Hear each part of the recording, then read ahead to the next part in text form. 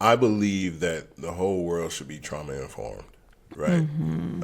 It's probably unrealistic to expect everybody to shift, but restorative practices are, I believe, the way that we can reimagine our approach to discipline and punishment in our school systems. Welcome to Oxygen for Educators, part of the Ripple Maker Project. I'm one of your hosts, Michelle Kinder, and you'll meet Chris Kent Phelps in just a bit. It's our hope to bring you thought-provoking, unscripted conversations full of actionable ideas to fuel your important work in the world. Thanks for tuning in. This space is for you. Hi, Chris. Hi, Michelle. How are you today? I'm good. I'm so excited because we've been hearing from Katie that our listeners are coming from far and wide, and it's thanks to the people who are sharing it. And we're so grateful to you, and we appreciate all of the ratings, subscribing. It really helps us, and please, please, please keep it up. Yes, because we're having fun. We want to keep doing this and giving more content. Speaking of fun, Byron, who y'all are about to meet, Byron Sanders, had me laughing so hard, both when I talked to him and then also when I rewatched it to prepare for our conversation. He is so funny. He's funny, and he's such a prolific thinker as well. So 100%. You get a lot in this interview. Yay. Tell him what they're in for. Okay, so Byron Sanders is our guest today. Byron is on a lifelong mission to ensure the educational opportunity exists for every single person, which is such a beautiful mission. He's best known as the former CEO of Big Thought, a Dallas-based nonprofit with a very wide span. He's currently the founder and CEO of Arete Health, where he's bringing that passion for equity to the healthcare space. So it's going to be so exciting to see what he does.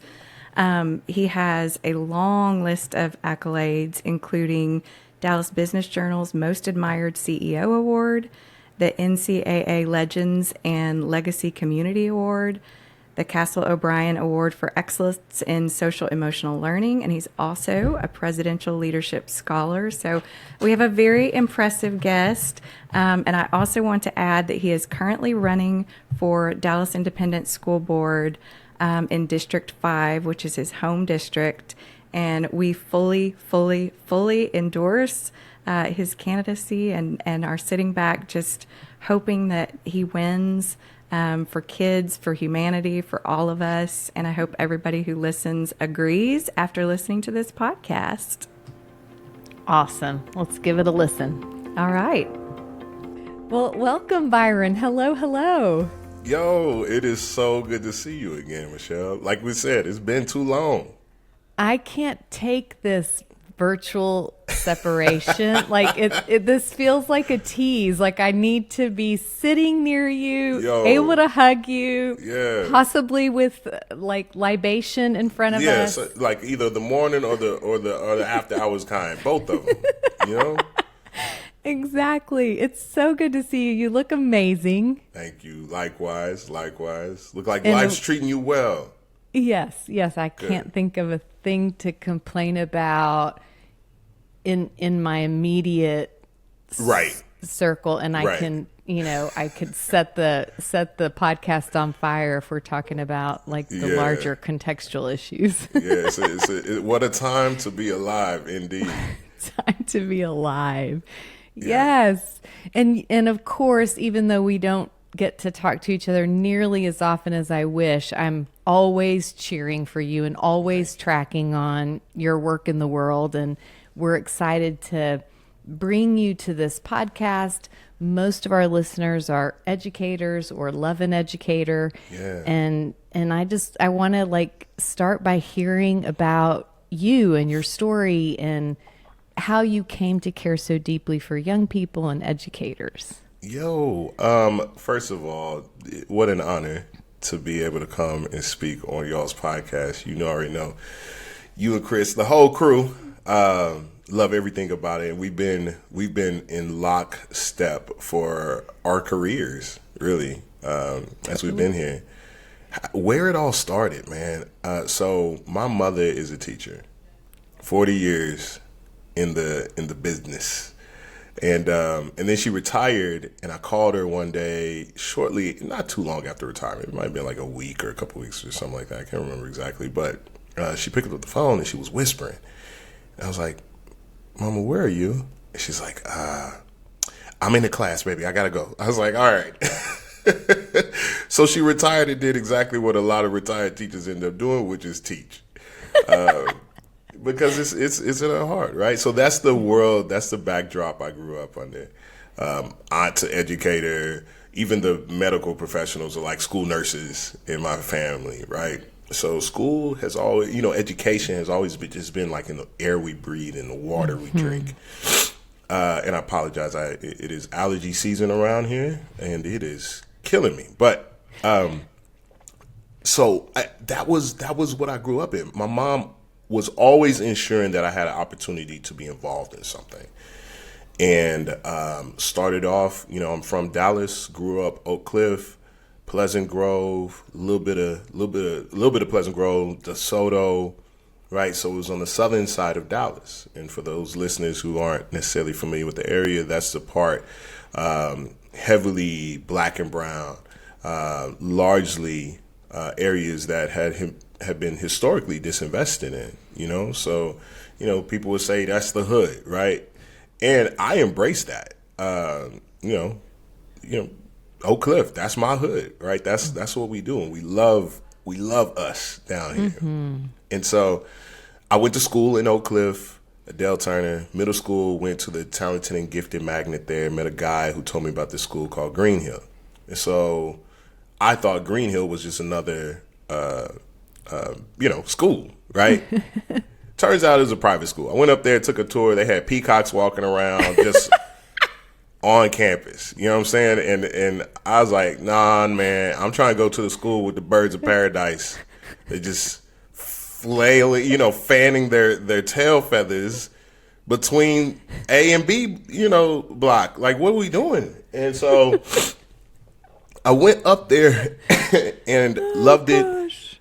But I was patently aware, every day I had to cross the Trinity River. And so the Trinity River is a river that geographically cuts the city in half. Yeah. So North Dallas and Southern Dallas. And I remember that I was living in two worlds at the same time. And I thought that maybe these kids up here might have just been smarter or whatever. But as I got up there and I realized they're not. They're just like me and my friends that I grew up around. They're not smarter than us. Yeah. And they're great people, but they're people. They're people just like people. And the only difference between the stories that I saw and was a part of up there that were different than the stories that I saw and was a part of in where I grew up were resources, right, opportunity. And so as a result, I knew that something along my life's road and path was going to be to ensure that kind of educational opportunity existed for everybody, no matter what zip code they were from, no matter what their race, socioeconomic background is. And that's the fight that I've been on for the better part of 20 years now, in multiple different iterations. But that is the high level synopsis of why we do this work. What's your mom's name? Molly Sanders. How does she talk about you present day? Wow, that's a good question. My mom has always been my biggest cheerleader. So much so that me and my wife have a joke about it. She's like, I was like, what do you think she's gonna think about it? She's like, the same thing she thinks every time. That it's the best thing that's ever happened. And I was like, okay, that's fair. That's fair. They have a wonderful relationship, by the way. Aww. But yeah, my mother, she just says all the time, I'm so proud. I'm so proud of the man that you grew up to be, because you ask her, none of this is a surprise. Everything that's happened in my life, doesn't matter how big a deal, how hard I had to work or whatever, I'll be like, Mama, guess what happened? She's like, yep, just like I always knew. I was like, you didn't know this. Saw it. There's no way you saw this. I didn't see this. What are you talking about? And so that's always great. But like, I could tie my shoe really well. And she'd be like, I knew it. I knew you were going. I knew you Look knew how at to you. double loops. I'm so proud of you. And then I'm over here introducing President Bush and President Clinton. They're like, yep, I knew it. I saw it. I saw it. I was like, Mom, I need a scale or something. But what a buffer. Talk about like resiliency factor. Like what a buffer to go through life with a mom who sees that and celebrates every iteration of you. That's right. I never thought that I couldn't do something. My mother was my first bulwark, right, against notions that I wasn't capable. But the other place where I got that was my first elementary school. So Adele Turner, all black school in Oak Cliff, Redbird area of Oak Cliff. And people, like, we ride hard for our elementary school, which should say something, right? Because it's elementary. Usually people kind of lock in with their high school, or whatever, college. But nah, Turner Tigers, we rock with that. Well, the reason why is because that was the place when I was able to dissect it later on. I realized that's the place where I learned that black is excellent, and to think otherwise, that's the asterisk, right? Like that's the, what are you talking about? Every day felt like Black History Month at Adele Turner. We were always talking about our heritage and our pride and just how amazing and brilliant Garrett Morgan, invented the gas mask, right? Like, and we were learning all of these fairly obscure things. I learned the Negro National Anthem at school. Yeah. And so I realized that when I got to a place like Green Hill, where I wasn't in the majority, Adele Turner, all black, we got our first white kid that I could remember in at least the 6-year period that I was there, in 6th grade. And when he came, one white kid, I was like, oh, this is what Martin Luther King was talking about. The dream is finally being realized. I was like, we're here now, right? So then I get up to Green Hill, where, there might be, I think there were maybe four black kids in my class or something like that in my whole grade. And I was never scared. I was never afraid. And also didn't feel like I needed to be ashamed of being black, right? I felt that I was ready to take on the world because I had a house that was reinforcing that. And I went to a school where for 6 years, all I knew was that there was excellence there. I didn't even call it black excellence because everybody was black, but we learned about black culture, history, and pride. And it was embedded in every single thing we did. It wasn't like we had special days where we turned it up to a 10, but it was always there. Yeah. And I credit that with me being able to walk into spaces and places and to be in those places and to be a part of those places and always still be my fullest, truest self in Technicolor.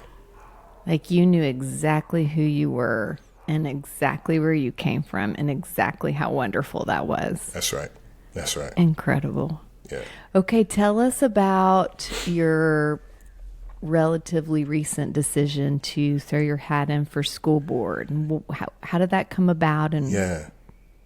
So interesting, right? Michelle, we've known each other a long time. We've been in circles. Me running for public office is probably the least surprising thing on the planet. I've been writing you in for years. Yeah. Me and your mom. Right, exactly. My mom always, she's like, well, have y'all considered my son? Nah, and it hasn't been something where I'm like, yo, it's that seat or it's that role or something like that. But people have always known that, I've made it pretty clear, even when I wasn't trying to make it clear, that I do. I have a sincere desire for policy change. I have a sincere desire. I genuinely believe, philosophically and tactically, that the place for the greatest amount of change is pulling the levers of our public sector. So it was not a surprise that I was going to be stepping out, but I think a lot of people had me pegged in their mind for something different. Mm-hmm. But this was what I felt called to do. And I felt that way because of the time that we're in, and because of the passion and the life experiences that I've been able to build over the last 2 decades. Mm-hmm. Had a friend call, say, hey, I'm running for city council. And I was like, great, you got my support. He's like, yeah, and I want you to run for, I need somebody to run for this school board. And so that was current trustee Maxie Johnson, District 5 here in Dallas ISD. My initial answer was no. And the reason why is because, Michelle, you also know I've recently started a business. I'm living the, tech and healthcare startup life right now. Arete Health. It is going to change the world.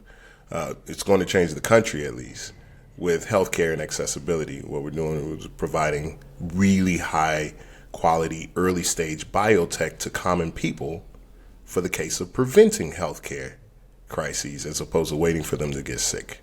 And then it's equity. It's just one more avenue to express your commitment to equity. That's it. And I started it because of the challenges I saw as a CEO trying to take care of my people, particularly in the nonprofit sector.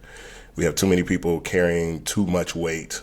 The stress is affecting their bodies, as we know, right? All this elevated cortisol that we're carrying. And then stuff like cancer happens, right? Stuff like heart attacks happen.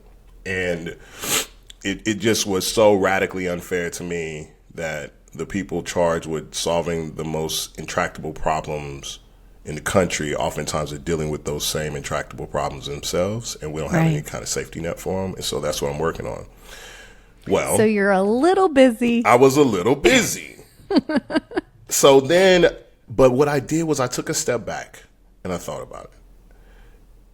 I serve a lot in the community. I'm on a ridiculous number of boards. And at Big Thought, even, our max number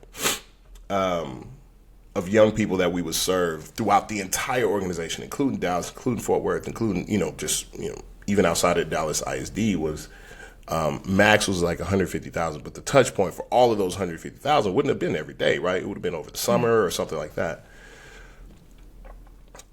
As trustee, there was no greater seat in this area within my locus of control that I could serve in and affect the highest number of young people toward the journey that we were talking about earlier.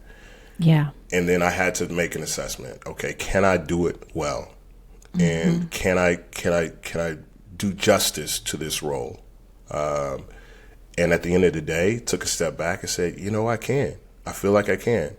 And I'll say this and I'll shut up. But I believe that the work that you and I do and have done in the nonprofit sector was never itself going to solve the problems that our missions are set out to solve. But what I do believe, there's not enough money. There's not the power dynamics don't work out. It just is what it is. But what I do believe is that we are research and development. I think that we are the canary in the coal mine of the things that work and can have an impact. The learnings, the voices. I think the nonprofit sector is R&D for the solutions that we then need to scale. Okay, so if that's the case, 7 years leading Big Thought, the next step is stepping into that policy place for me so that we can now start to scale what we were working and fighting tooth and nail to make happen for our young people, except now at a policy level in the district that raised me, in the specific district of the district that had a huge role in shaping my life as well. So threw my name in the hat. Dang. And at this time in our country's history. I mean, Yeah. talk to me about that.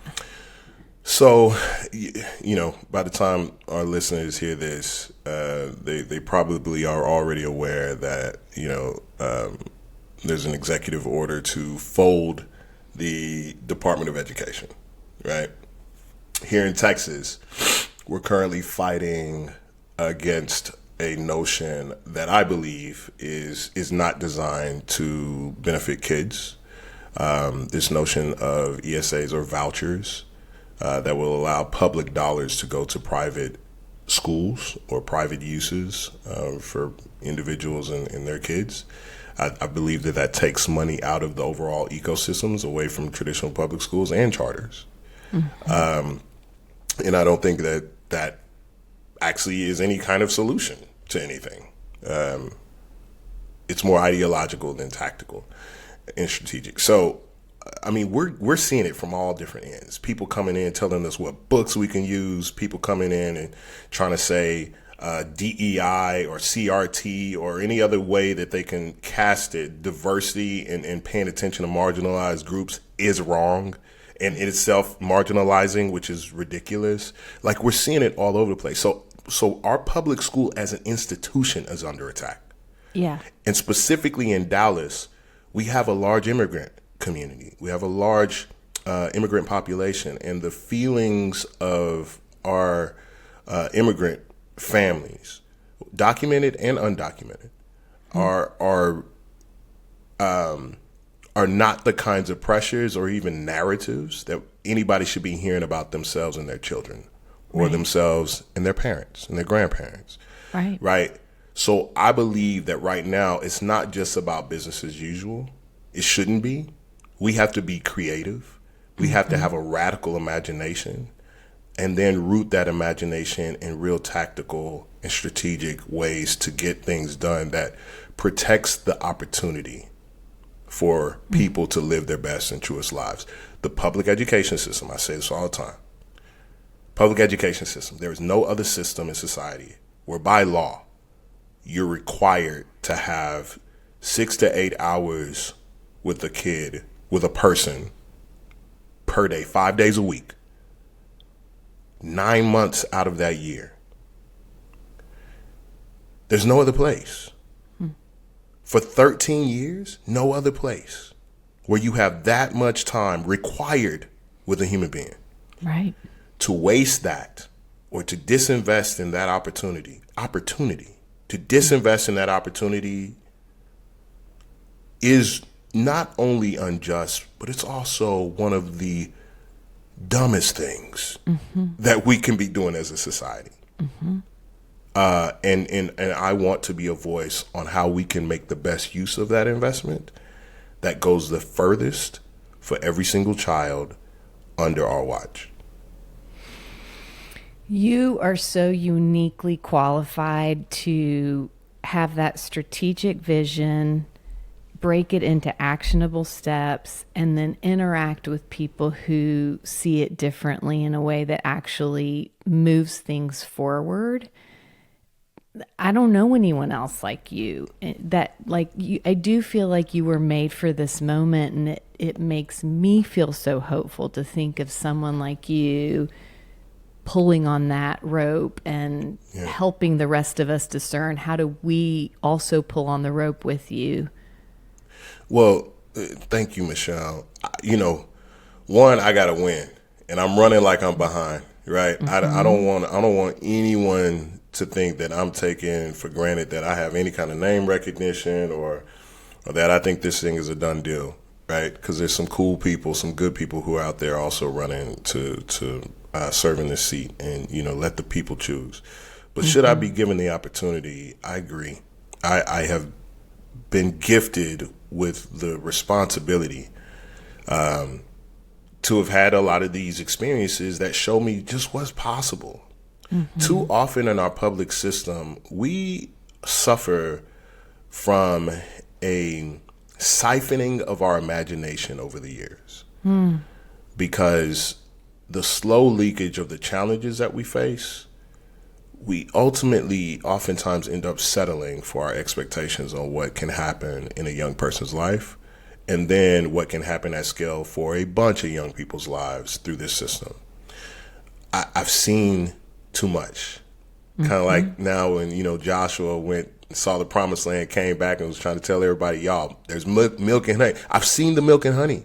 Yeah. I've seen public school systems that change their entire system and move from A through F, 90, 80, 70 grade model to a model where they're now basing their entire model, their entire school is based off of the skills that young people are building, the 21st century skills that they're building, communication, problem solving, collaboration, those types of things. They created a portrait of a graduate, and then they designed a public school system that spoke to that, and then were able to translate the transcripts that were written in these leadership skills, in these 21st century domains. They were able to translate that and still, apply to colleges in traditional senses. But these kids are going to engineering schools. They're getting into these great things, but they're built for a 21st century education world now, as opposed to the ones that we might have grown up with or the ones that our parents grew up with. Right. And it's beautiful because then you get to prioritize things like social and emotional development. Yeah. You get to prioritize things like mindfulness, restorative practice, because now it comes back to that portrait of a learner, as opposed to, all right, guys, let's see if we can teach more math.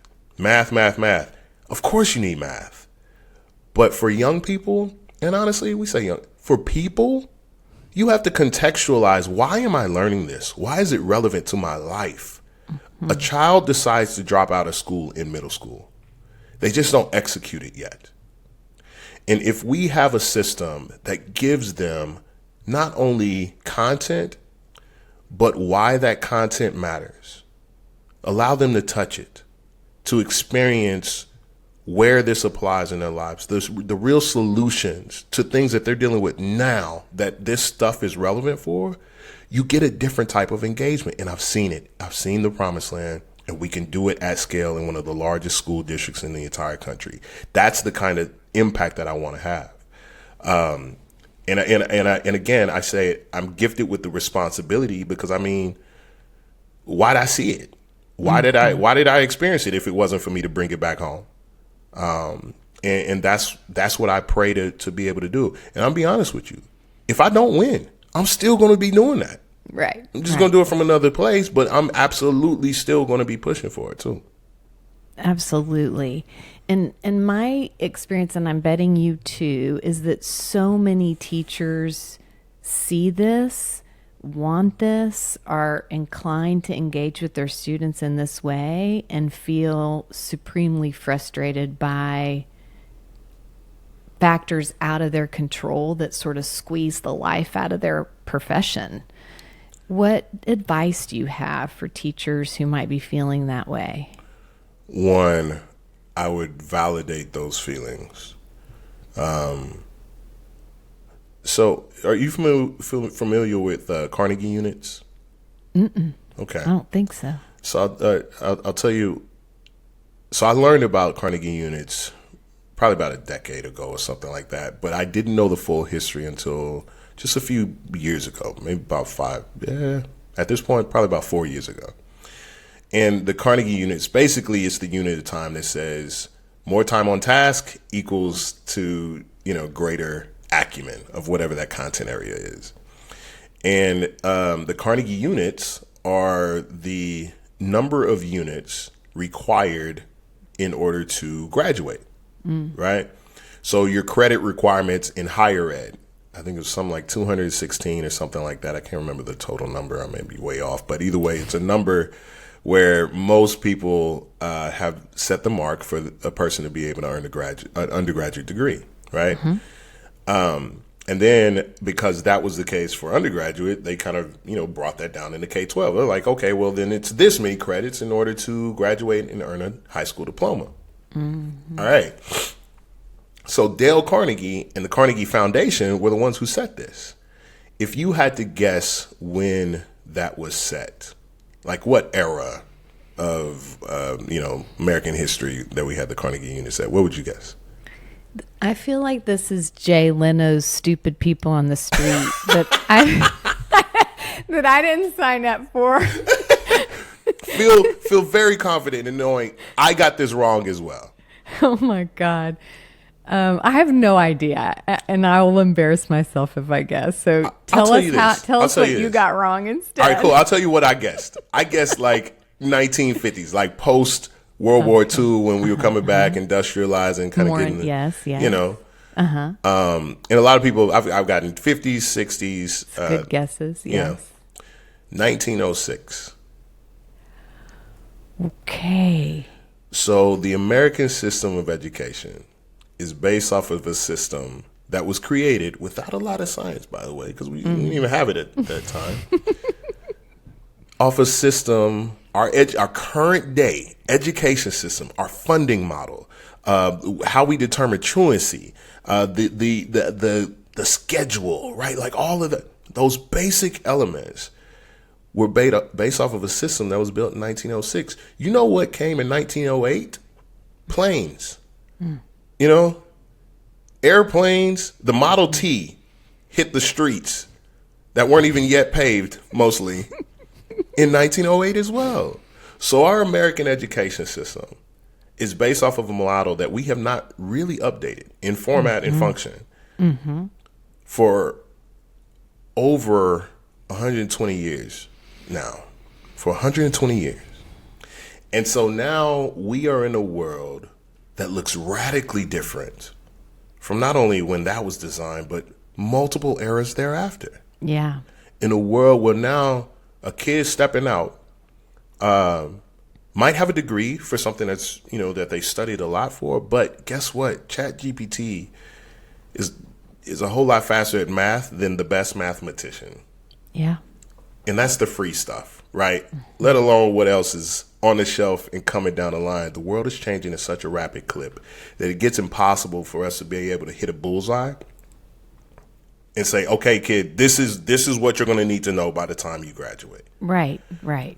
So we have to move to a world that is more accurate to the world our young people are stepping into, as opposed to the one that we've just been rote running for the last 120 years. Well, and because everyone is in that collective coma, the students that are getting those 21st century skills that you talked about, they look like superheroes out in the world because there's such a deficit among most of their peers. Yes. It's a real differentiator now. It's a real differentiator. And not only that, so the pandemic, right? The pandemic came. I've talked about this. I don't know if you this is my language for it. I'm sure you've probably seen it as well. But a lot of our kids have pandemic face, where and I have had to coach my own children on this in my house because they were in middle school through the pandemic. For a couple of years in the developmental cycle of a child, that's like eons, right? Like half their life for some of them. Yes. So for a couple of years, you know, these kids didn't have to use their face. And so they didn't have to smile. They didn't have to emote with their face, right? And so there have been times when my son will sound very excited, but he will have this flat-looking affect. He'll be like, Dad, this today was great. Today was amazing. You know, he's telling me about school, but his face looks the very same as if he was saying, you know, sky is blue, grass is green, you know, ho hum, whatnot. And so I'll have to tell him, it's like, use your eyebrows, but use your eyebrows. Eyebrows go up. Yeah. Eyebrows go up Yeah. when you're excited about something. He's like, oh, God, you're right, Dad. So not only do we not teach these things historically, but for this era of young people, where there is so much online, they had to have so little interaction face-to-face and socially for extended periods of time, giving them those kinds of skills make them like a Super Saiyan superhero, right? Yeah. And we can do that in every social demographic place and space. We can do that in our private schools. We do that in our public schools. The places where they're not doing that, kids are basically being given a handicap as they step out into the world, and we have got to catch up. It's actually mission critical at this point. Absolutely. Where I get hopeful is that is this level of disruption that we're all experiencing, is it going to create a window that, to your point, hasn't happened for 120 years, where there's appetite for true change? Yeah. And then if there is that appetite, this is probably a conversation better offline, but I'm going to go there anyway. Go ahead. If there is that appetite, then how do we, in a state like Texas, protect that the transformation of the education system actually serves all kids? Yeah.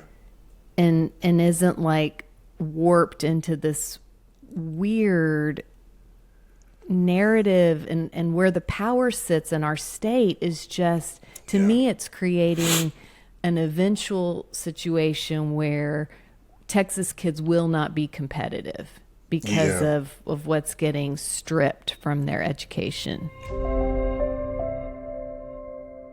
Hi, I'm Katie Worden, producer of Oxygen for Educators. I want to spotlight our sponsor, TackyBox. TackyBox is an elementary school program that pairs innovative content with a tactile tool in daily practice to teach children to self-monitor their own words and actions and their responses to others. It's a proven tool that reduces behavior incidents by 66%. Through daily self-reflection, students build self-awareness, self-regulation, and meaningful connections. TackyBox is a light lift for teachers with a big impact on student well-being.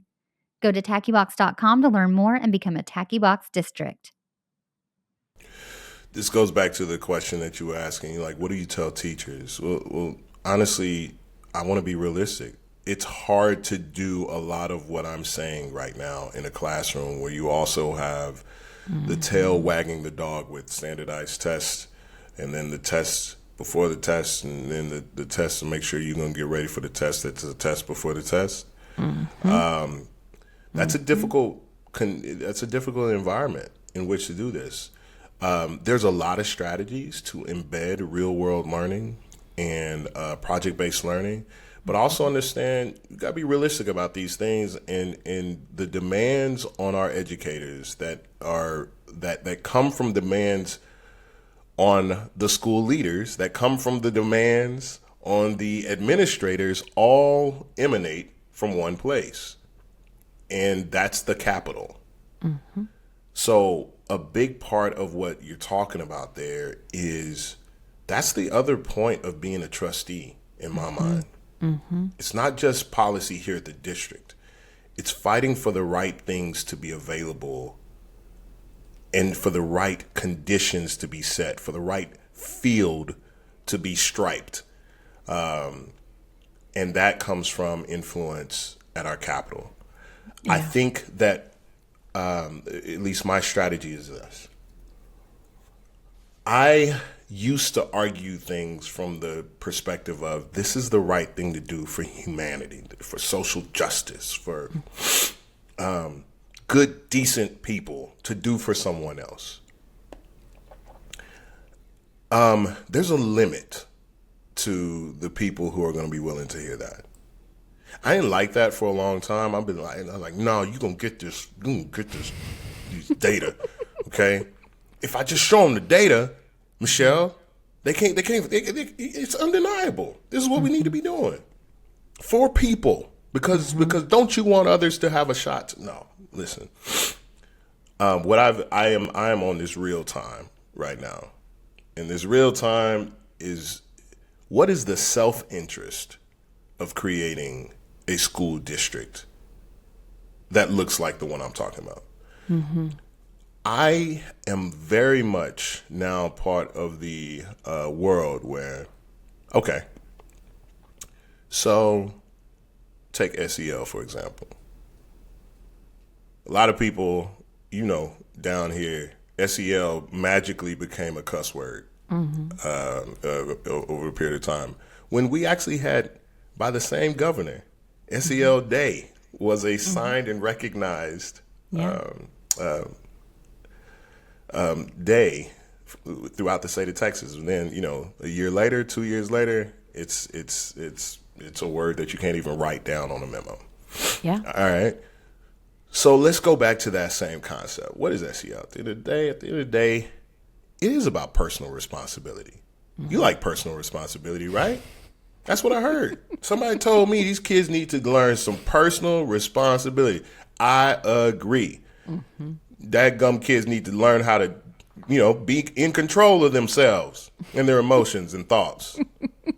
They need to personally be responsible for handling how they react to certain situations. I think you're right. Matter of fact, that sounds like leadership to me. Yeah, I agree, Mr. Senator, Mr. Representative. These kids need some personal responsibility skills. And I think I know just the way to do it. I'm going to put some personal responsibility modules together and make sure we start, embedding that in early learning and walk it all the way up so that by the time these kids graduate, they'll be the most personally responsible son of a guns the state of Texas has ever seen. So I say all of that as an example of the reality is we need to start to speak the language of the people who are oftentimes considered our enemies. Yeah. We need to start to speak the language of the people who are oftentimes considered our greatest adversaries are trying to create the world that we want to see. Because the thing that has been beautiful in this time of me having to run for school board is knocking doors. And it has been a great reminder. And I've talked with some people, like there's a couple of folks that are extremely, I'll say MAGA, right? And I know that's the word, but they are super MAGA in my neighborhoods. But you know what? That guy, he's got my sign in his yard. Because we had a real good conversation around what I'm going to do and how it very much aligns with the things that he wants to see in his neighborhood, in his community. And when we frame things and twist and maybe just tilt the aperture just a little bit, like widen the aperture a little bit, tilt the lens just a little bit, you'll see that we're not that far off. Most of us are not that far off. Most of us without a self-interest in the division are not that far off. Yeah, we got to change our language. That's an important distinction. Yes, that's right. There's a percentage of folks with a self-interest in the manic and the panic and the division and all of that. And then everyone else who's just in the collective fugue has a whole lot more in common than what separates us. I agree. And if we can change that language and meet them at their self-interest, then I think we got a much better shot. It's not going to convert everybody. It's not going to bring everybody over. But I think we can get enough. I got to believe that we can get enough. Because if we don't, then, let's just give it all up and everybody start looking out for numero uno. And that's just not the kind of world I want to be a part of. No. And before we wrap, because I want to make sure we hit this, because so much of your work has also geared toward restorative practices and making sure that's embedded anywhere youth are served. How are you thinking about that now? How are you talking about that in a way that's palatable to people who... Yeah. How are you thinking about all that? I believe that the whole world should be trauma informed, right? It's probably unrealistic to expect everybody to shift, but restorative practices are, I believe, the way that we can reimagine our approach to discipline and punishment in our school systems. Right now, the average child who is sent to alternative school or given an out-of-school suspension, the average child is a kid of color, typically a black boy. And what we know is that once we get to that level, it is extraordinarily unlikely for if a kid becomes a repeat child who's given a referral or a repeat child who is out of school suspended, then that child is very likely to then enter the justice system, which then becomes a cyclical part of their lives for the rest of their lives. I believe that if we bring restorative justice into our schools in systematic and widespread multi-layered ways, almost like multi-tiers of support, If you will. if you will. Multi-tiered system of support, whatever. If we bring that in multiple ways, then I think we have done two things. One, we've given them the capacity to be those personally responsible people, and we make extraordinarily efficient use of the resources. So here's what I mean by that. Big Thought, my former organization, we actually co-designed the reimagination of the alternative school in Fort Worth Independent School District. Quiet as it's kept, this is maybe the 4th or 5th year of that operation. And we use a system of reset rooms. We use a system of project-based learning. We have restorative practices.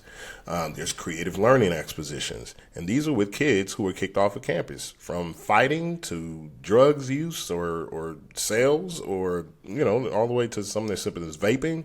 They all sent here in middle school, high school. We started to see a really powerful phenomenon. You start to see those kids who apparently teachers couldn't do anything with started to have material gains when they came to our school. You started to see them, with an unintended consequence, wanting to stay in alternative school. Yeah. Because this was a place where they finally felt seen. They finally felt like they were more than just a widget or a cog in a education conveyor belt. This was a place where they finally got to actually wrestle with some of the reasons why they were lashing out, as opposed to just that they were, and here are your consequences for doing it. The concept of reset rooms is something that can be done at large throughout an entire school district. It's a basic space where kids who might have to be removed from a classroom are not removed from their school, but they go to a place that's a reset room. In the reset room, though, it's not in school suspension the way you would have known it, where, you get some worksheets and everybody need to be quiet and, maybe you get to get on the computer or something like that. But no, you're actually going in there and you're doing exercises, mental exercises, breathing exercises. It's actually a place with a little bit of what some people might call mood lighting. There's some calming scents that are being, some aromas in the place. Like it's set up as a place that's designed to move you from your amygdala to your frontal cortex in your brain. And in there, you are allowed to be a whole human. And talk about a 21st century skill. That's right. I mean, the capacity to know yourself, to know when you need to take a beat, to know that you can engage with people you disagree with and come to a mutually beneficial end. Like all of that, it's right in line with all the other 21st century skills you were talking about. That's right. And when we do that, then you don't have a kid getting sent to alternative school, or even worse, being sent to jail. Right. It cost, and this was back in 2019, so I know it's higher now, but it costs about $63,000 to $65,000 to incarcerate a young person.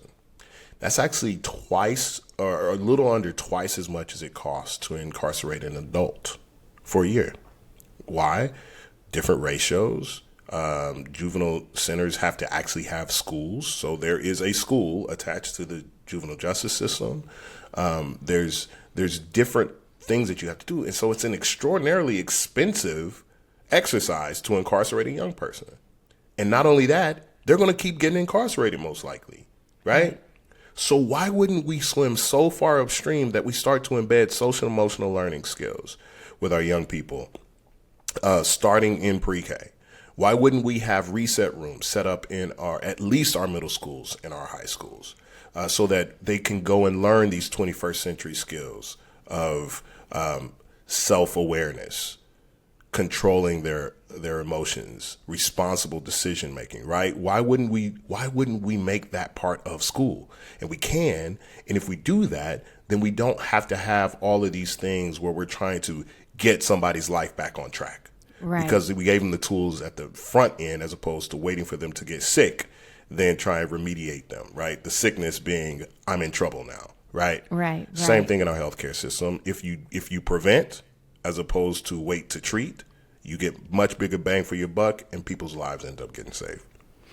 It also infuses this implicit permission to everybody in the building to be awake to how easy it is to dehumanize. And most people don't even, to your point, being awake, you're right. Most people don't know they're dehumanizing another person. Most people are not doing it on purpose. Most people don't realize that the tough love, oftentimes, the approach where you just say really harsh and mean things, that becomes an imprint on somebody's future. And these little asides, casual sentences. Michelle, I remember individual sentences that a teacher might have said to me, the ones that gave life and the ones that also spoke limits. 100%. And what it does in that training, in order to get the adults in the building to understand, it opens your eyes. And just like Neo in the Matrix, you can't unsee it once you've been made aware.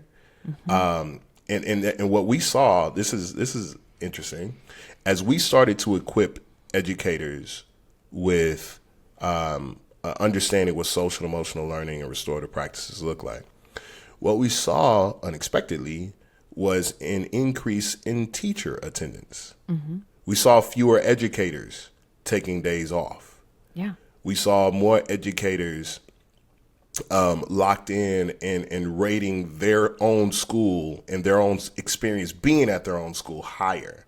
And keep in mind, this is something that we were saying, you're doing this for the kids. But at the end of the day, what people oftentimes end up realizing is that this was for me too. Right. Right, because we're in community. That's right. We're in community. Yeah.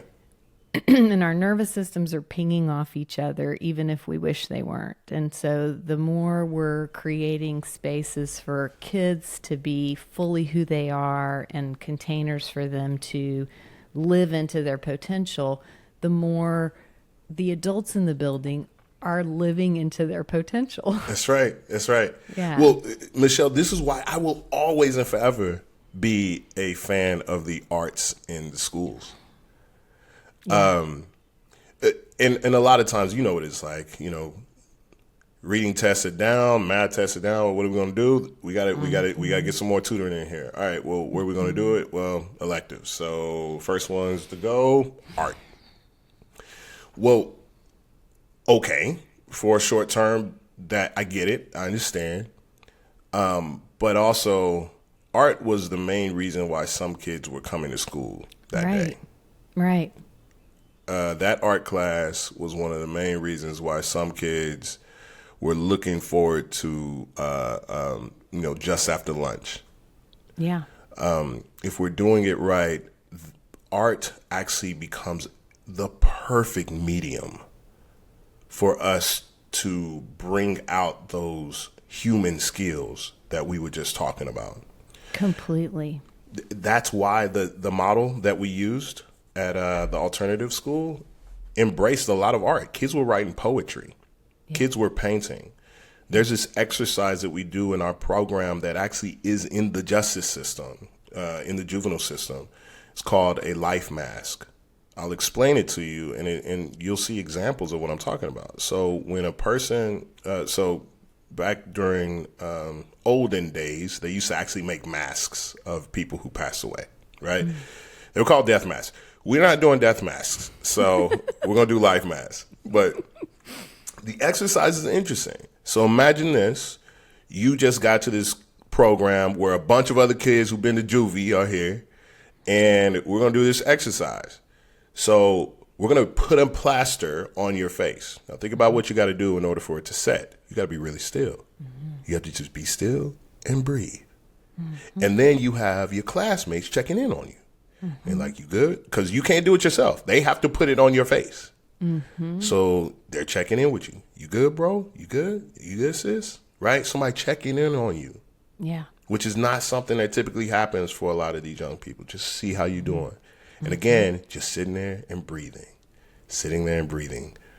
winding down your fight or flight response, giving life and sending energy to your prefrontal cortex, right? And then it hardens. And now we're like, okay, bedazzle it, paint it, stripe it, put sprinkles on it, whatever you want to do, right? Tell a story on your face. And then they do that, and then they put it up on a wall, and then you look at the face, your face, and you call yourself beautiful. What do you like about it? What's good about this? And then your classmates start chiming in, and they start talking about your lips and your eyes and your cheeks, and it's in a non-sexualized, beautiful way that some of these kids are only hearing for the first times in their lives. Right. Imagine that experience. Imagine experiences like that. That wasn't just art for art's sake, but art as a medium to get to the deeper part of our humanity and tell a story about the best version of our lives that we can live. Right. That's the beauty of it. And so, restorative practices, in my mind, don't exist without some sort of artistic expression being part of it. Oh, completely. And creativity has a direct relationship with anxiety. And so anytime we take away, it's like taking away recess. It's like acting like these kids are not living in physical bodies that need these ways to express, which pull them out of a survival state, which is the only way they can learn. It's you and I are in the choir to each other, but I still like it. But listen, if people just listen to the choir, other people come see, listen, make beautiful music is what it is. Because that's the thing, like, to that point, there's a lot of people, even like traditional educators, like, man, listen, y'all in here playing and doing arts and craft projects and whatnot, and they just came out of my room cussing me out. And I don't see how those two things go together, right? Well, but for a retraining of our own beliefs, that is a completely reasonable, observation. That's why, if this is going to work, if we're going to do this kind of shift, you don't start with the kids. You have to start with the adults. Yeah. You cannot assume that everybody believes the same thing about the direction that we're talking about here. Right. And you also have to offer it to them. Sorry to interrupt you. No, you got it. Parallel process. Like, if there's no container for their emotional safety, then they cannot create that container for good learning or emotional safety for the kids. That's right. They've never experienced it, right? They didn't experience it. That's how. Let's be honest. And I'll say this too. I guess I'll be very transparent, opening up my own worldview and come on. This was very different from how I was raised, and anybody around me was raised, right? So, and I love the people who raised me. Like I told you, all them teachers, my mom, like, So we gotta take a step back and really understand what we're doing here. It's not just that we're saying, oh, your practice needs a shift. What we're also saying is that sometimes it can feel like going through these trainings and learning about this new way of working is a bit of an indictment of the way that you grew up. And you're a good person. I'm a good person. And so what you trying to say? You trying to say that because I didn't get all of this, I turned out fine, and not just turned out fine. I really like me, This is how a lot of people see this, hear this. Yes, it can feel threatening. Exactly. And I got my mama I got a tattoo of her on my arm, and you trying to tell me that she didn't know what she was doing, And so it's like an indictment. It's almost like when somebody calls your baby ugly, right? And what we have to do is create the ability for us to say, yo, absolutely, your mother is a phenomenal mother. Your grandmother, phenomenal human being. And we're all on a journey. And so what would it look like if we could build on the great things that they gave you? What would it look like if we could start to become a version of ourselves and give to that gives to the people coming after us an even better version, right? Because the idea is not to just rinse and repeat everything. Every generation should be pushing to move to the next level. And we can do that. That's all this is, right? It's having those kinds of conversations that I think sometimes we skip just because we showed them the research, the reports and the evidence and the numbers and all of that stuff. That's not where people's beliefs lie. That's so lovely. Yeah. We got to talk to where their beliefs lie. Yeah. Building on the beautiful things that the people who went before us gave us, just like they built on their ancestors' That's ways. Right. Yeah. We all do it. We all have an inheritance that we have a responsibility to then multiply. Because if you take it and you do exactly what you did before, you really multiply. So the question is, how do we make it even more amazing, right? How do we, again, lean into that radical imagination and push ourselves even closer to the world that we've never seen rather than the one that we experienced? That should go on something. It'll go on this podcast. That's where it's going to go. Was there anything that you were like, I want to make sure we talk about that we haven't touched on, or do you feel like we covered the... Well, the last thing I'll say about this is the other reason why we want to bring these kinds of restorative opportunities, restorative models, is because of the other part that we were talking about at the very, very beginning when we talk about, like, you know, because I agree, things are great in my life right now. Awesome, just like you. And it almost feels weird to say that given everything else that we see happening right now, from DC to all over the planet. What I genuinely believe is that if more people had access to the kinds of human skills that we're talking about building, then I think a lot of these things that we're dealing with right now, the division that we're dealing with right now, are things that we're now equipping the next generation to be better stewards of than we've been. I think one of the reasons why so many people, I believe, can be susceptible to those who do have a vested interest in seeing us at each other's throats is because they haven't been given the capacity to have the skill of being objective about themselves, of being objective observers of why I'm feeling the way I feel, why I believe what I think, why I believe what I believe and think what I think. Because if you don't have that capacity for self-awareness, it's going to be very difficult for you to understand somebody else's shoes. You don't even know your own. Right.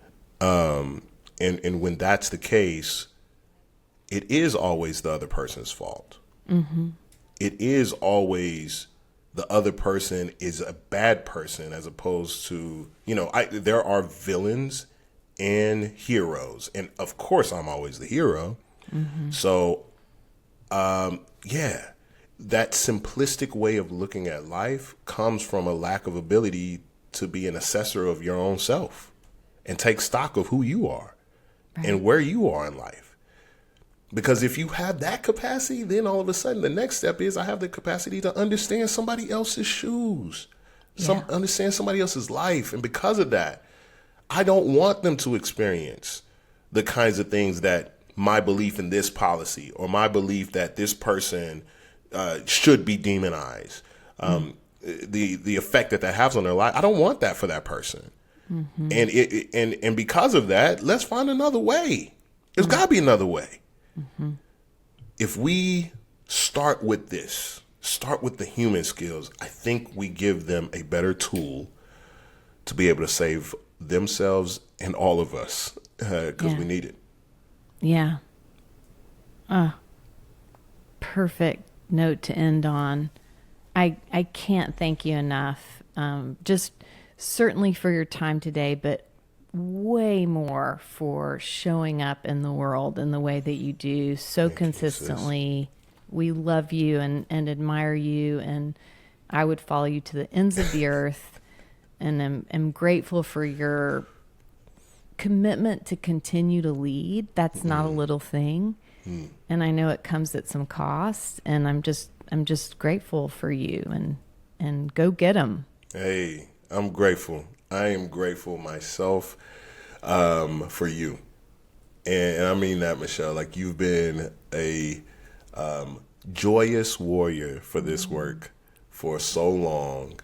And you have helped so many people who otherwise, and people of agency and people of power, who otherwise would not have been open to the notions that we're talking about here as a real thing and not just fluff.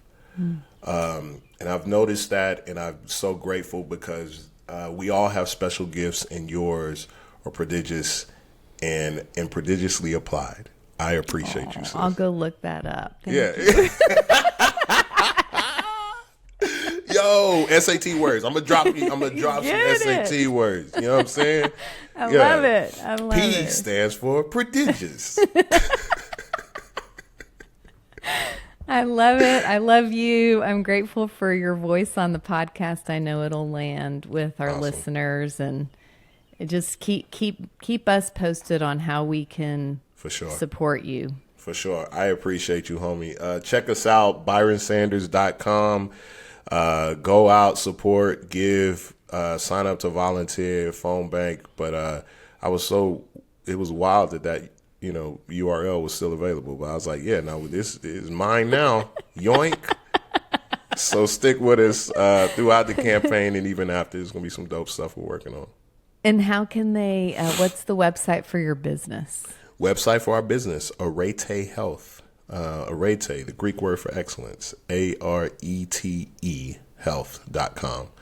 Learn about us. Our job, our goal, our mission is we're all about radical care through radical access. Revolutionary care through revolutionary access. And so what we're doing is we want to change the entire healthcare system by focusing on those who've been furthest from it, focusing on the sectors that are taking care of people. So basically, we're going to take care of the people who take care of people. Yeah, which educators certainly fall in Amen. that category. God Amen. love every one of them. Yes. All right. Thank you, Byron. Thank you. Love it. Thanks, Michelle.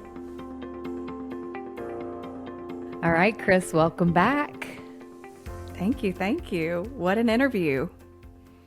Yeah, he is so thought-provoking and such an incredible balance of gravitas and lightheartedness. I couldn't get enough of his thinking and his energy.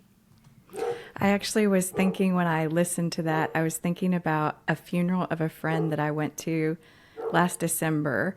And the person at the front called out his family members. And then he said, and who in the room was Albernae's best friend? And he said, just kidding, don't stand up, because every single person in the room would stand up. And I think that would be said of Byron as well. I think anyone who knows him feels like they're his brother or sister or, very, very best friend. And that's a lovely thing. Yeah. Yes. And he brings that out in people that naturally align with him in terms of thinking or beliefs or values. But he also is such a bridge builder to folks who maybe would be harder to access. They experience him that same way, which is why I am so hopeful that he's successful in his run for school board and just keeps leading our city and our state in the way that he has for a long time now. Very consistent, very inspiring, and just lovely person. What stood out to you about his content? Like, where do you want to go? There's so many places to start. The first thing I would say is knowing him and seeing him speak and just all the amazing things that he's done. it was a very different perspective to think of him as the very young, passionate Turner Tiger who then went to the school with peacocks. But as he crossed the Trinity River, he understood even back then that people on both sides of the river are just people. Like, I loved the way he said that, and to just have that insight from those experiences. It explains a lot about him to me, and I didn't know those stories. Yeah, he's a good storyteller. And that was my first note as well. The difference is strictly access and opportunity. Period. End of sentence. Everything else is just spin. That's it. It's access and opportunity. Yeah. Was very moved by that as well. And I feel like putting someone like him, well, let's move into this. The other thing that jumped out to me was the concept of nonprofit work being R&D for policy work. Yeah. Oh my gosh, we could have double clicked on that and talked for another 2 hours. It's a great and honest way of looking at the limitations of nonprofit work. Yeah, I would love to have a second conversation with him. He very quickly spoke about the power dynamics being off, the funding issue, while simultaneously saying this is valuable work in the R&D space, but the real levers to transform millions of lives are in the public policy space. I thought that was super well thought out and well articulated. Which is why moving into office is the perfect next step for him. And I feel like this is a commercial, and for that I apologize, but it's so resonant when you talk to someone who's running for a political office because they feel called to do this work, whether or not they're in that political office, versus someone who's building a resume. And he's always felt to me like someone who's doing his work in the world, like leaning into his purpose and his reason for existing. And what was the phrase he used? Okay, I have to find the actual phrase because I wrote it down a couple different times. It was how he talked about, gifted with the responsibility. Said it several times. And it made me think of Viktor Frankl and our interview with Alex, which is coming up next week. People will get to hear from Viktor Frankl's grandson, Alex Vesely. But it made me think a lot about that. Like, he looks at the lens of all of his life experiences as these things happened to me, which gave me insight that then translates into responsibility, which is true for everyone listening as well. He's just awake to it. And then when he even went into talking about, he's seen the land of milk and honey, he can't unsee it. Yeah. So he's just going to go help bring it to fruition. He's offering hope. Yeah. And yes, offering hope, offering clarity about, what was that other thing? I wrote down so many direct quotes. Radical imagination is another thing he used a bunch of times. We have to have a radical imagination and then root that imagination in real, tactical, and strategic ways to get things done that protects the opportunity for people to live their best and truest lives. I mean, what else is there? Well, we're done. Podcast over. Yeah. Yes. That capacity to see beyond what's always been, but then he's such a realist about the boots on the ground folks that feel frustrated about how that radical imagination gets snuffed out or blocked, while still pushing us into, but we still have to go there. We still have to push for that in little and big ways, no matter what role we're in. And we've seen him do that and, put it into practice, and just listening to his energy. mean, he's bringing it. He's bringing the energy, which is, that's what we all need right now. I hope people will watch the YouTube, because only on the YouTube can you see how much I was like dying laughing. Like I could barely hold myself together. He had me laughing so hard. It was genuinely hilarious to talk to him about such serious things, because he's so lighthearted while still being extremely serious. Which I've already said that, but it's so true about him. I just have to say it again. My next note touches back on your opening comment, just around how he is uniquely gifted at talking to two different audiences or multiple audiences. And I loved how he talked about changing the language we use to move the strategy forward. And just, he used to come at it from, this is just good, look at the data. But that doesn't always work. Yes, I think he is so much more mature than I am about that. And I tip my hat.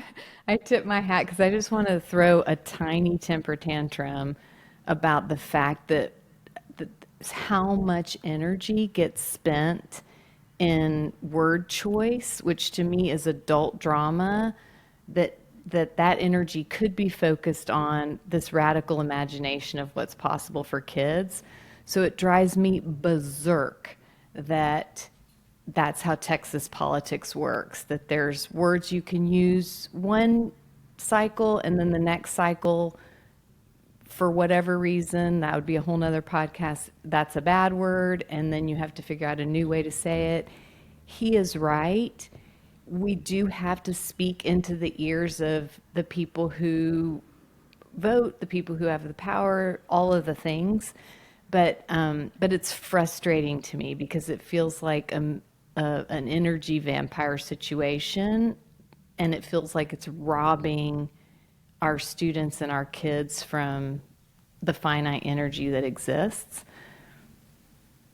And I completely concur with him that, with the exception of the people who have a vested interest, the rest of us agree more than we disagree.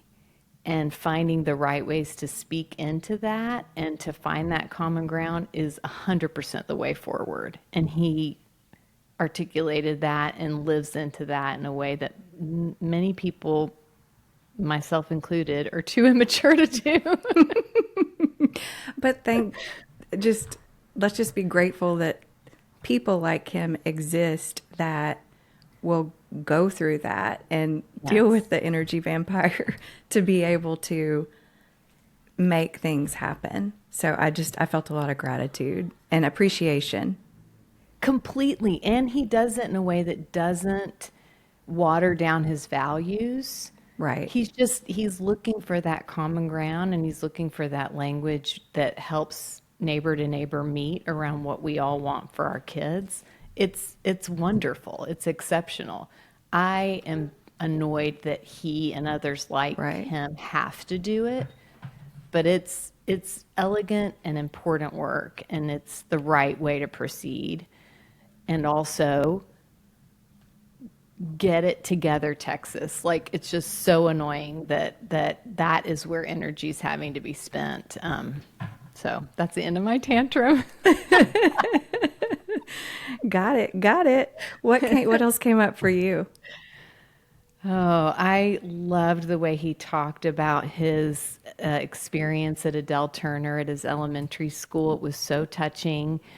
And it also filled me with panic at the current state of our conversation around what can and can't be talked about in schools, and how much is getting muted around diversity and the pride of different experiences and understanding different experiences. And I had a both and experience. It was like, whoa, that is profound what he got.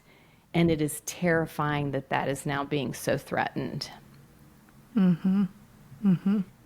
It made me agree. And it also just made me, yeah, because you could just visualize what it was like for him as a child, and to think the outcome of embedding that Black history and all that he described into the day just as the norm produced a human like Byron Sanders. How can that be wrong? How can that be anything but very right, you know? And then I also just hoped, just for the sake of Oxygen for Educators, I hoped that the educators of Adele Turner listen to this podcast and get to hear him and hear how that impacted his life. Totally. Totally. Oh, yes, yes. I hope all of his teachers, knowing Byron, he's already circled back and let them know Of in a course he handwritten has. He had note them or over for Christmas something. dinner. What are you talking about? They're all on his family Christmas list. They all know. I love that. Kind of in that same like panic space. He talked about how public school as an institution is under attack, and he highlighted how many of our families, immigrant families, or just any families of color right now, are having to go through the world hearing narratives about themselves, their place in this country, their culture, you know, all of the things, their safety, the threats possible to them. Like, that is not a recipe for students learning and for us creating a generation that can lead us forward. It worries me so much how many families in our state and in our country right now are walking around in a survival state because of the narratives that are so divisive and so dehumanizing. And I appreciated that he put that in the room. And I thought about how much that contrasted with what he described his experience was Yeah. as a kid. Yeah. Yes. Yes. You know, that's a total opposite. And so if what we're wanting to produce, you know, out of our education system are people like Byron Sanders, Yeah. what are we doing? What are we doing? Yeah, we've lost our way. And by we, I mean an aspect of what's happening. At the same time, the Byron Sanders of the world are at work. All of the educators we get to interact with that are some of whom are listening, are out in the world doing their work. Like, there's counter forces that are protective of families and protective of not having diverse narratives stripped from the ethos. Like, I'm so grateful and so aware that both are true. Like, there's some real danger and real terror at play, and there's heroic efforts happening all day long, every day, in schools and in policy places and nonprofits all around the country. And thank God. I appreciated when you asked the question of what he would say to educators who are having to operate in this very difficult environment. And his answer was just validate their feelings. And then I was sitting here going, and also remember there are people like Byron Sanders coming to try to help, to try to, you know, get in there at the policy level and make a difference. Yeah, I was so glad. It didn't surprise me, but I was so glad how clear he was on that validating their experience and their feelings point. Yeah, and you're right. This time is also waking up a whole group of people who are asking themselves, what is mine to do?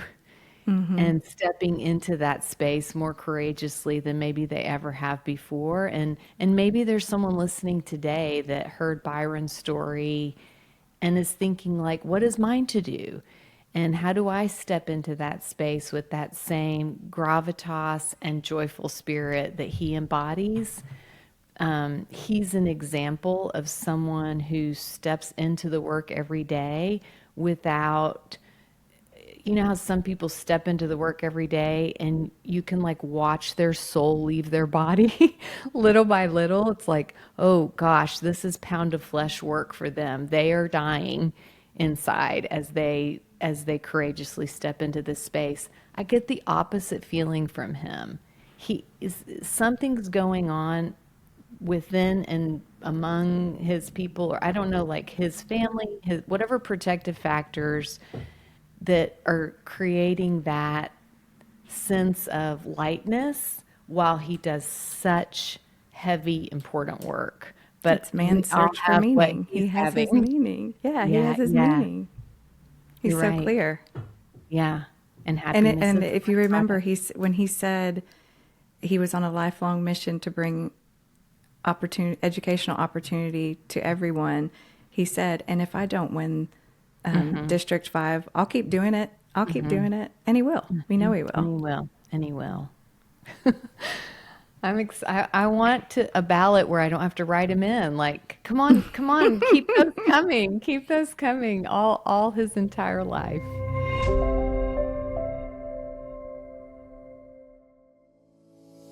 This is the year your girl discovers what she loves. She'll make lifelong friends, smile till her cheeks ache, and explore amazing places. She'll try new things, climb higher, and lend a helping hand. She'll change her world, adventuring in ways you never imagined. She'll grow in confidence, turn dreams into reality, and find her voice. And through it all, she'll have big fun. Give your girl the opportunity to grow with Girl Scouts. Visit girlscouts.org/join today. I wanted to bring up, he said this really quickly, but it jumped out at me and I started imagining a world where this was true. But he said, I wish every person was trauma informed, and you guys kind of shared a laugh and then moved on to something else. But can you speak a little bit to that and what he meant? Because you guys didn't really talk about that too much.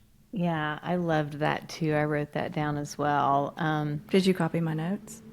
Yes, I was like, Katie, can you get a copy of Chris's notes so I don't have to do any work? No.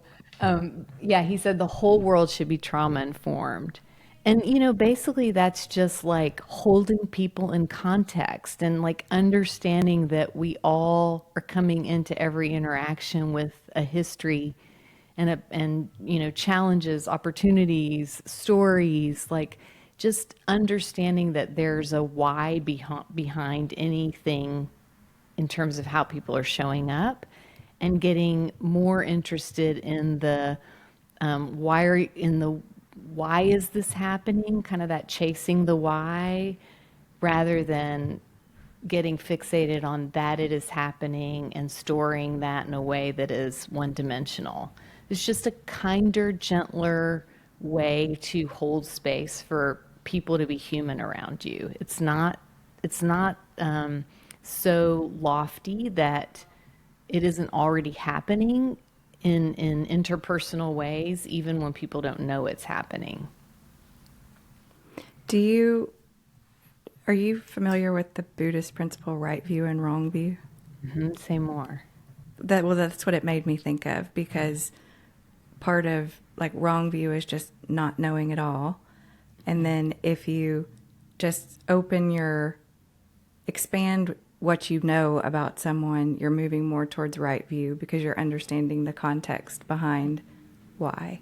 And I just think that would change interactions between everyone if we just gave each other that grace. Grace, yeah. I love that. Yeah, it invites a generosity of spirit that actually creates bidirectional freedom. It creates freedom for the person you're seeing with gentler eyes, and it creates freedom in you, because it is hard work to try to see everything in polarities. Like that's a survival state space, and it's not comfortable. We think it keeps us safe, but it actually is very intense and uncomfortable.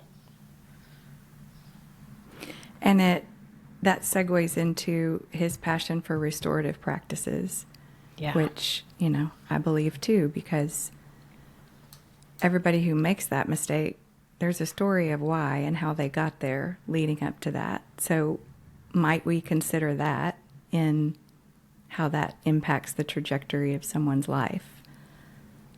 So I love that he's passionate about scaling restorative practices and normalizing that. And and every one of us have had that experience. We've all had the experience where someone shows up in a way that they're kind of like a ladder for us to restore our sense of self, restore the harm we've done, whatever it is, or people who shut that off and try to just, you are the mistake you made.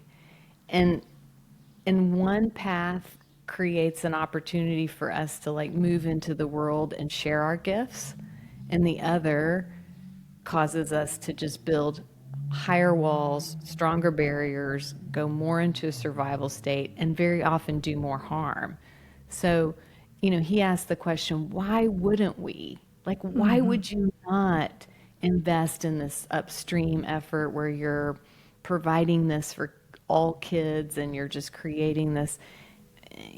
Yeah, and he's right. Like, there's no case that can be made for not doing that, except a dark one. And there's no need to go there today. But yeah, why wouldn't we? We know it works. We know it's good for society. We know it's cheaper for society.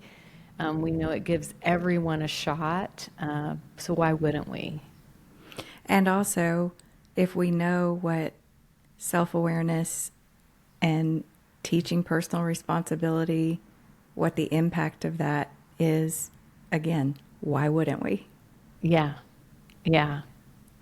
And how lovely to know that at the end of the day, the narratives that feel more like they're about personal responsibility and the narratives that feel like they're more about restorative, trauma-informed, all of those ways of talking about it, it's the same work.